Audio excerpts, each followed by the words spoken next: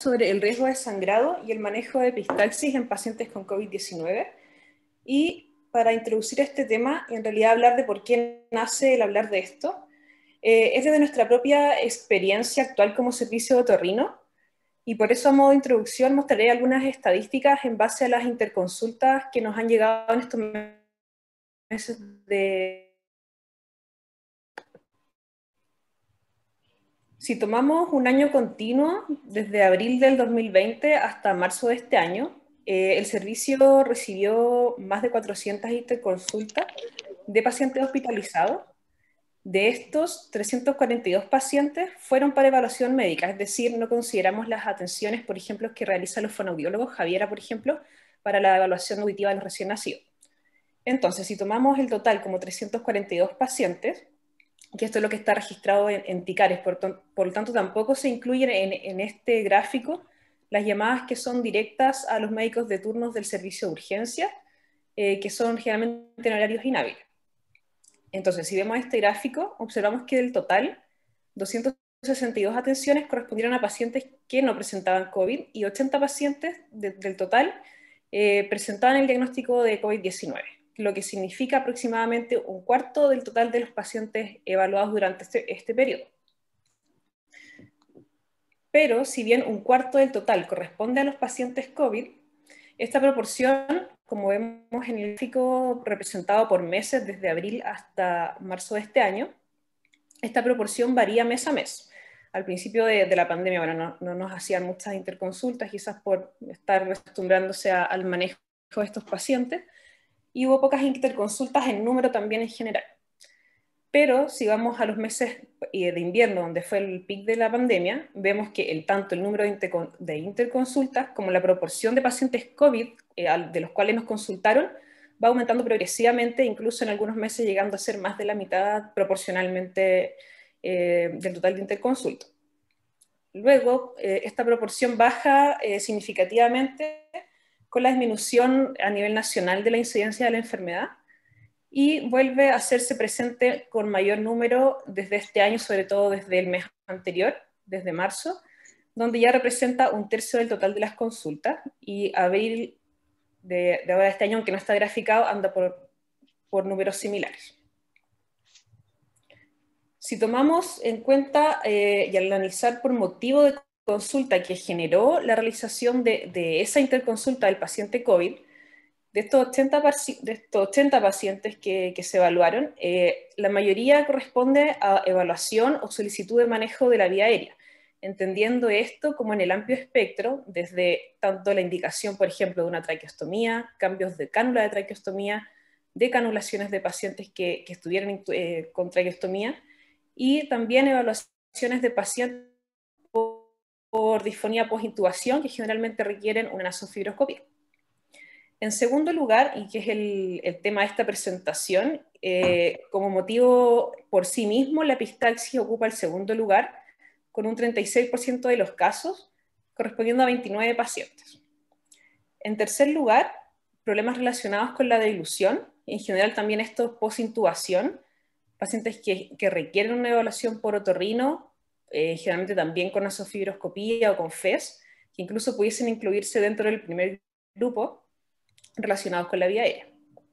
Y otros motivos de consulta un poco más reducidos, que por ejemplo tienen que ver con patologías orofaringias, desde odinofagia, lesión oral, y motivos un poco más, como por así decirlo, banales, si uno lo quisiera describir de alguna forma, como tapones de cerumen, notalgia, entre otras cosas. Entonces, si bien con el tiempo podremos empezar a hacer un análisis mucho más detallado, exhaustivo de los pacientes que tienen la patología de COVID, me pareció interesante como una primera aproximación a lo que nos ha tocado este año, o un poquito más ya de pandemia. Y esto, como les decía al principio, sin considerar las atenciones de urgencia directamente que nos consultan, y esto tampoco considera las atenciones de policlínico, con pacientes secuelados por distintas cosas debido a esta enfermedad. Entonces, habiendo un poco contextualizado esto, me voy a enfocar en el riesgo de sangrado del paciente COVID y cómo esto se relaciona con el sangrado nasal y oral al que nos enfrentamos como otorrinos y sobre todo nosotros como becados al manejar las interconsultas de los pacientes hospitalizados. Entonces, para entender un poco esto, vale la pena también recordar un poco la fisiopatología del coronavirus, que se ha ido dilucidando cada vez mejor. Sabemos que este virus se une al receptor de la enzima convertidora de angiotensina 2, que está presente en el epitelio de las células respiratorias y del endotelio. Se provoca la viremia. Esto provoca dos cosas: una respuesta inmune, que a su vez lleva a una respuesta inflamatoria que es severa generalmente, con la generación de citoquinas proinflamatorias, como la interleuquina 2, la interleuquina 6, y además provoca una disfunción endotelial. Esta disfunción endotelial a la vez provoca una activación y reclutamiento de plaquetas y aumento de los procoagulantes como el fibrinógeno, el factor de von Willebrand, entre otros, y tanto las citoquinas como la disfunción endotelial van a llevar a una disregulación de la coagulación que va a generar eventos de hipoxia, reducción de la fibrinolisis, reducción de los anticoagulantes endógenos, que finalmente van a los eventos trombóticos que sabemos muy bien que ocurren en estos pacientes. Pero hay que considerar que hay un consumo importante de los factores de coagulación y de las plaquetas, por lo tanto el paciente también se va a ver enfrentado a eventos hemorrágicos. Si vemos este esquema, finalmente, como producto de degradación de la fibrina, se produce el dímero D, que es el que se correlaciona mayormente con los eventos con la gravedad de la enfermedad, la necesidad de soporte ventilatorio y la mortalidad por la falla multiorgánica que se produce. Entonces, tenemos un paciente que está afectado por el coronavirus, es más propenso tanto a eventos trombóticos y a eventos hemorrágicos. Y esto principalmente, como les decía, por el consumo de plaquetas y factores de coagulación. Los eventos trombóticos van desde el 17 hasta el 30% incluso de los pacientes críticos y se considera el signo de pronóstico adverso más importante. Los eventos hemorrágicos, si bien son un poco menor, es hasta 7,8% de los pacientes críticos, esto se ve aumentado con la dosis escalonada de la terapia antitrombótica, y hemorragias graves hasta el 2,3%, que se consideran las gastrointestinales masivas o las intracerebrales, que son las que provocan la mayor mortalidad. Otras hemorragias, como las vía urinaria, intramuscular o la naso-orofaringe, están menos documentadas. No hay un porcentaje como que les pueda decir ahora, porque generalmente se habla de un subregistro al considerarse hemorragias más leves. Entonces, en cuanto a la terapia antitrombótica, actualmente se considera y se recomienda que la tromboprofilaxia a todos los pacientes hospitalizados por COVID y en distintos esquemas, tanto regular, intensificada, llegando a una anticoagulación completa, esto dependiendo de la gravedad del paciente, para evitar lo que es la coagulación intravascular diseminada. ¿Por qué se recomienda la terapia antitrombótica completa en el paciente crítico? Porque se ha demostrado que aumenta de forma global la supervivencia y por lo tanto es una terapia que, aunque hay hemorragias, no se va a suspender, ya que la hemorragia por sí misma no provoca tanta mortalidad como la trombosis. Entonces, eso como para contextualizar un poco en cómo se encuentra el paciente con coronavirus. O sea, es un paciente que está basalmente con menores plaquetas, menores factores de coagulación y además se enfrenta a una terapia antitrombótica. Esto se suma a otro punto importante de la terapia del paciente COVID, que es la oxigenoterapia. La terapia convencional de bajo flujo por naricera o la máscara es solo adecuada en pacientes con enfermedad leve. Por lo tanto, un sistema que ha ido ganando peso en el último tiempo, durante la pandemia, para el manejo de los pacientes graves, es la cánula nasal de alto flujo. Y si bien aún no hay ensayos aleatorios grandes que estudien esta terapia, se ha visto que reduce de forma significativa la necesidad de intubación y la ventilación mecánica, llegando incluso a utilizarse hasta en el 42% actualmente en los pacientes graves. Es mejor tolerado que la ventilación mecánica no invasiva, es de manejo más fácil y por lo tanto útil en las situaciones actuales de la pandemia, donde a veces los recursos para intubación o los recursos del personal no son los suficientes para llevar a cabo toda la labor que se requiere. Incluso en nuestro hospital actualmente se requiere, o sea, se usa esto antes que la ventilación mecánica no invasiva por los factores anteriores. Al principio en realidad no se usó tanto por el riesgo de aerolización que se pensaba que era mayor, pero se ha visto que no aumenta ni la dispersión ni la contaminación microbiológica. Entonces, una cánula nasal de alto flujo contiene este mezclador de aire y oxígeno, un humidificador activo que se conecta a un circuito abierto y finalmente llega a la cánula de alto flujo al paciente. Y en cuanto a sus ventajas, así como a grandes rasgos en realidad, es que, como dice su nombre, entrega un flujo alto de hasta 60 litros por minuto, muy superior a una máscara que entrega hasta 15, y obviamente muchísimo superior a una naricera de bajo flujo, y entrega una fracción más alta de inspirada de oxígeno que se mantiene constante, reduce el espacio muerto anatómico y puede proporcionar además una presión expiratoria final positiva. Eso es como para entender por qué se está usando tanto este tratamiento, a diferencia de la ventilación mecánica no invasiva, que antes, sí, al principio de la pandemia se usó más, pero que requiere un más manejo profesional y además es menos tolerada por los pacientes. En cuanto a los efectos locales, que esto puede ser ya más de interés para nosotros como otorrinos, vemos que si bien, como les explicaba, el aire, el gas se entrega calentado a 37 grados y humidificado a través de la nariz, y generalmente mantiene las funciones mucociliares.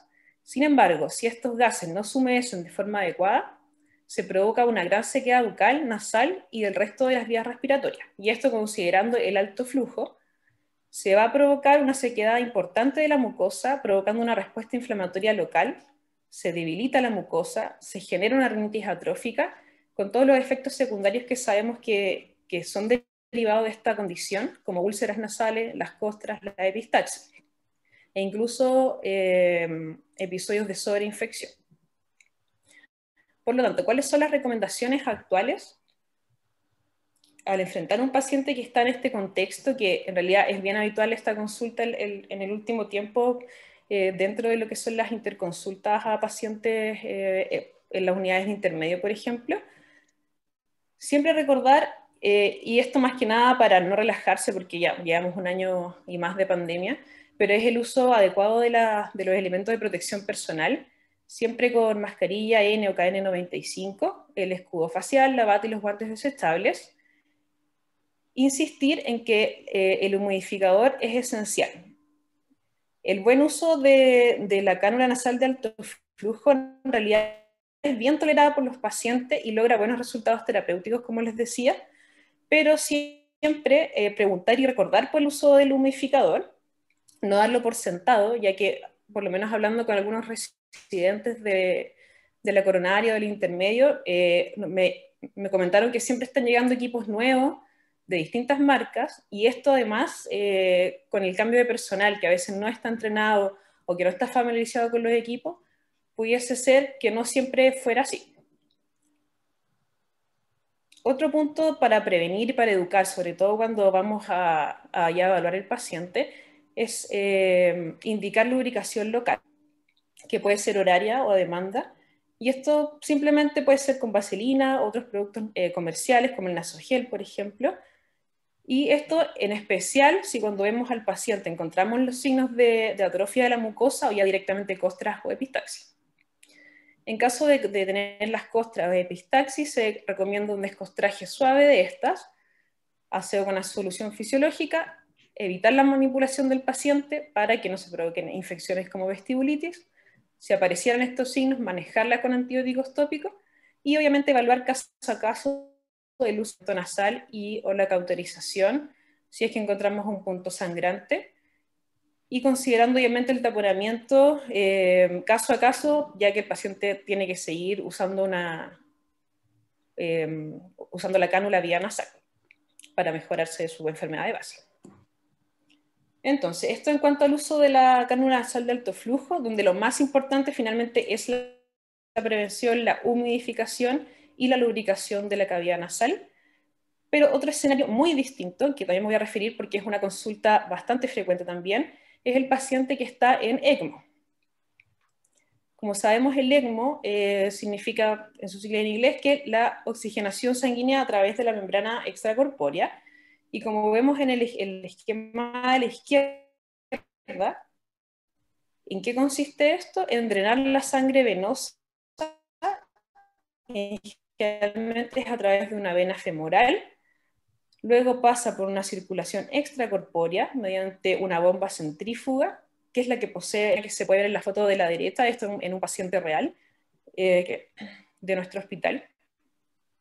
Entonces, la gracia de esto es que la máquina luego devuelve la sangre oxigenada sin pasar por los pulmones del paciente, que en general están gravemente dañados.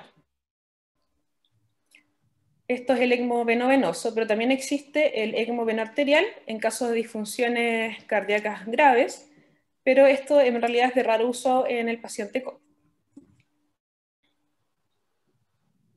Entonces, en cuanto al ECMO, esta terapia también ha ido ganando peso con el paso de la pandemia, sobre todo en pacientes con distrés respiratorio que ha sido refractario a otras medidas, como la ventilación mecánica invasiva por sí sola, poner al paciente en decúbito prono, entre otras medidas. Su uso temprano minimizaría entonces la presión respiratoria y reduciría la inflamación pulmonar y sistémica, y por lo tanto también con un rol importante en la sobrevida de los pacientes. ¿Cuál es el problema y el tema con el ECMO? Que para evitar las trombosis y las fallas en el circuito del equipo, se debe usar una terapia anticoagulante a full. O sea, incluso más que el paciente que normalmente está solamente con COVID intubado o con las cánulas nasales. Y esto se logra con una infusión continua de heparina no fraccionada. Por lo tanto, sumado a lo que conversamos antes, se agrega esta anticoagulación intensiva. Y bueno, en cuanto a los eventos hemorrágicos en sí mismos, este es un reporte que se realizó en un hospital terciario de Hong Kong durante el año pasado, donde se reportó que más del 56% de los pacientes que estaban en ECMO, tanto venovenoso como venoarterial, presentaron al menos un episodio de episodio hemorrágico. De estos, los más comunes fueron los del sitio de punción, luego los del tracto gastrointestinal y los del sistema nervioso central, que se consideran hemorragias graves. Otros sitios de sangrado, ya con menor porcentaje, por ejemplo, son la naso y la orofaringe. Acá se describe como en un 5,4%, pero en otros reportes incluso podrían llegar hasta el 30%. Insisto que también puede haber un subreporte, ya que al final, como no se consideran sangrados graves y que la mayoría no van a comprometer la vida del paciente, pudiese no estar registrados adecuadamente. En cuanto al sangrado del tracto aerodigestivo superior, como ya hemos conversado, tiene etiologías multifactoriales, tanto propias del ECMO como la anticoagulación, además que el ECMO provoca una congestión venosa, tanto de la yugular interna como de la cava superior. Siempre considerar los traumatismos por instrumentación, ya que son pacientes críticos y generalmente están con sondas nasogástricas. Generalmente esto es lo que precipita los sangrados de las fosas nasales, pero también el sangrado puede ser espontáneo. Y esto es más complicado porque generalmente no visualizamos el punto de sangrado y generalmente lo terminamos describiendo como sangrado en napa. Y por supuesto todo eso a sumarle la anatomía nasal propia del paciente y las condiciones médicas actuales o remotas que pudiesen influir aún más en el sangrado. Dentro de lo que es el sangrado de la vía aerodigestiva superior, la mayoría se presenta en nariz o nasofaringe y un 40% además se agrega orofaringe. Orofaringe espontáneamente, al igual que el laringe y tráquea, son raros de ver, pero no imposible. Y dentro de lo que es la epistaxis grave, o sea, de lo que son las epistaxis, 2,4 se consideran epistaxis graves, definidas estas como la necesidad de intervención quirúrgica o de transfusión sanguínea.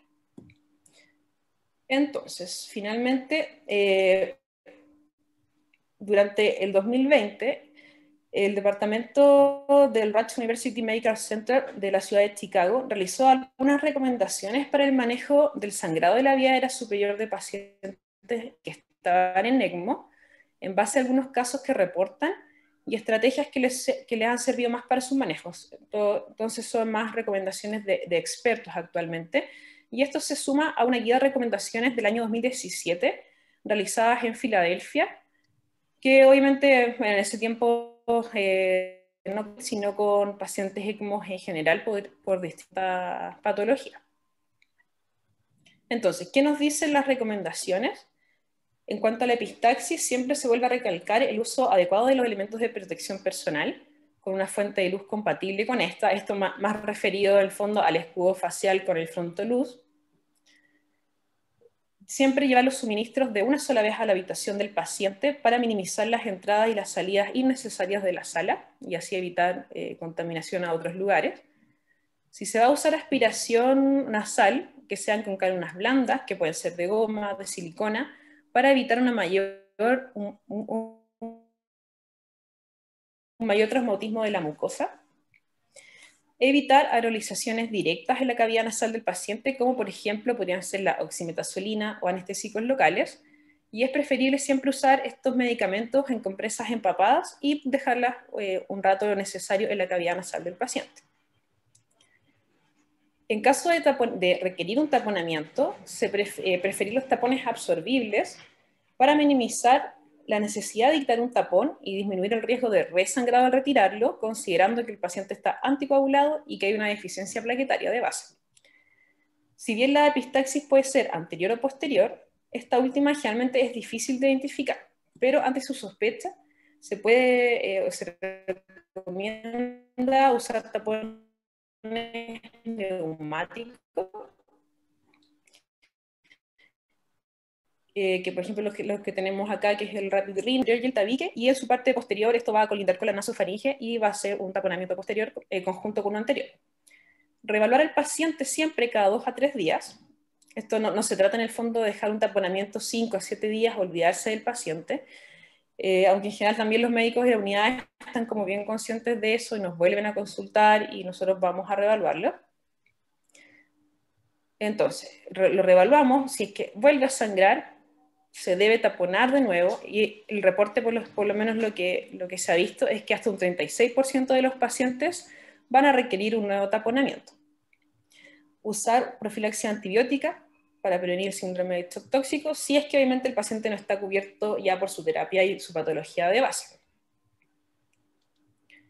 Se recomienda que si el sangrado persiste luego de 2 a 3 tamponamientos, se considere la endoscopía nasal, y esto en realidad estaba bien discutido en los papers que leer, ya que hay que considerar los riesgos de la exacerbación de una hemorragia por un trauma al usar la endoscopía, además de una mayor. Y por otro lado, como la hemorragia generalmente es difusa, puede que no nos sirva para identificar un punto sangrante y vamos a terminar igual taponando al paciente. Sin embargo, se recomienda que si luego, como les decía, si de 2 a 3 taponamientos la hemorragia persiste, sería imprescindible su uso. En caso de epistaxis grave, considerar la interrupción de la anticoagulación de 6 hasta un máximo de 24 horas. En general esto no va a pasar por una indicación nuestra, pero sí siempre conversarlo con el médico tratante, y corregir coagulopatías como la trombocitopenia, que es la más frecuente. Y finalmente, si el sangrado continúa por más de 36 horas o hay necesidad de transfusiones continuas, considera una intervención quirúrgica en pabellón. En cuanto al sangrado orofaringio, este generalmente puede presentarse clínicamente solo como una hemorragia oral, aparentemente sin epistaxis. Sin embargo, en este contexto, una hemorragia orofaringea espontánea, solo de la cavidad oral o de la orofaringe, es menos probable que una hemorragia nasofaringea, en que hay instrumentación. Por lo tanto, parece razonable de todas maneras realizar un taponamiento nasal, incluso si solo la evidencia se evidencia sangrado por boca y no por nariz. A pesar de esto, si el taponamiento y el sangrado, o sea, no sirve el taponamiento, el sangrado persiste, o compresas de gasa empapadas en oximetazolina, empaquetadas hacia la hipofaringe. Esto siempre obviamente cuando el paciente está intubado y está sedado y va, en el fondo, no va a ser como mayor obstrucción de su vía aérea. Y finalmente, también se debe reevaluar y eventualmente cambiar el packing de gasas dentro de las primeras 72 horas y realizar una profilaxis antibiótica acorde, igual que en el taponamiento nasal.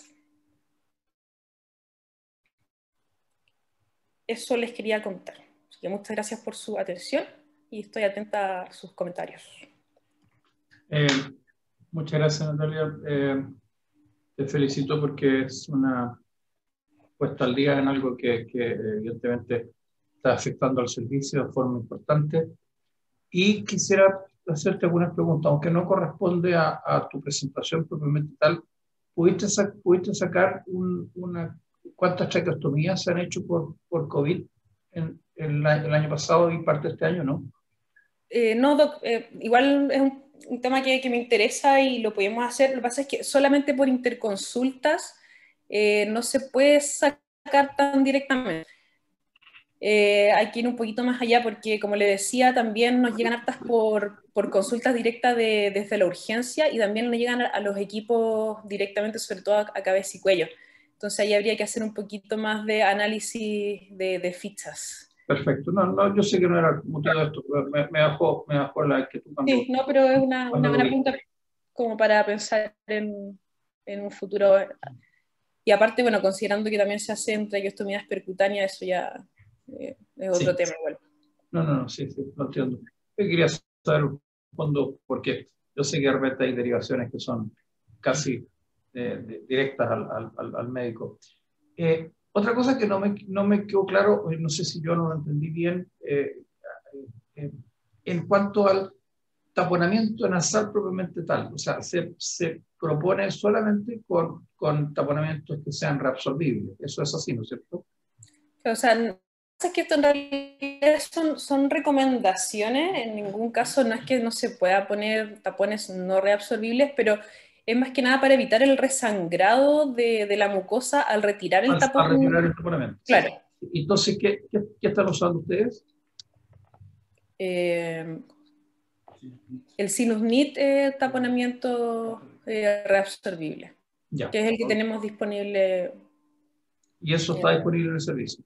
Sí, y el otro que nombraba yo, que es el neumático con recubierto, es el Rapid Rhino, que tiene taponamiento posterior porque es neumático y se infla en el fondo tanto en la parte anterior como en la posterior. Y tiene hidrocoloide. Sí, tiene el hidrocoloide de cubierto en el fondo. Perfecto. Muchas gracias, Natalia. ¿Alguien quiere hacer algún comentario? ¿Quiere hacer alguna pregunta de los que están presentes? Jefe, acá, Rodolfo. Perdón. Rodolfo, dale. No, yo quería felicitar a la Nata porque cuando más o menos me preguntó por algún tema, si hacíamos algo de rinosinusal o alguna cosa, yo le propuse que viera el tema de COVID y el impacto de patología en otorrino, y la verdad es interesante ver la cantidad de interconsultas que llegan por estos pacientes. Cuando me ha tocado estar de turno, es prácticamente de todos los días o día por medio, un paciente que sangra.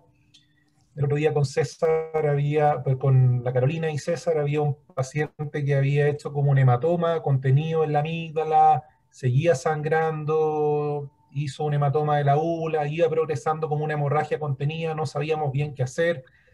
Si veíamos algún tipo de angiografía para ver algún sangrado activo, finalmente el paciente se dio con medidas conservadoras, pero sin duda que esto es un desafío, lo que significa la hemorragia y la trombosis en estos pacientes, así que en ese sentido, entender un poquito los mecanismos que nos explicó la Nata es bien interesante. Y eso, felicitarla. Sí, yo quisiera complementar lo que dijo Rodolfo en que gracias, Natalia, porque por lo menos yo